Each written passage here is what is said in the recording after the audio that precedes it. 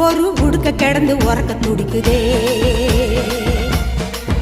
விளையாட்டா கயிறு போல உடம்பு முறுக்குதே.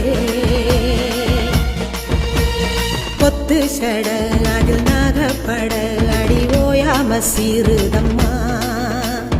பெண்டுகட குல பெண்டுகட அது ஆட்டி படைக்குதம்மா.